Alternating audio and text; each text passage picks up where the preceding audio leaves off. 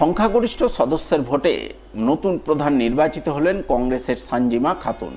উল্লেখ্য, গত পঞ্চায়েত নির্বাচনে নওদা যদুপুর গ্রাম পঞ্চায়েতে কংগ্রেস এবং আইএসএফ মিলে বোর্ড গঠন করেছিল। প্রধান হয়েছিলেন আইএসএফের জাহেদ আলী, কিন্তু সম্প্রতি তাকে অনাস্থার মাধ্যমে অপসারণ করা হয়।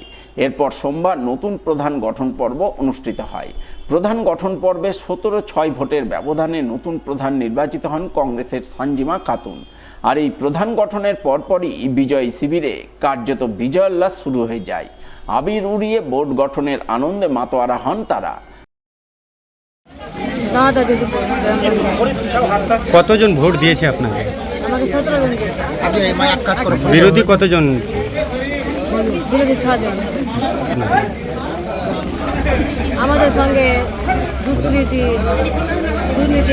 ব্যবহার করছিল, তার জন্যই আমরা অনাস্থা রেখেছিলাম। আপনাদেরকে কাজ টাজ দিত না? না, আমাদের কোনো কাজ নেই।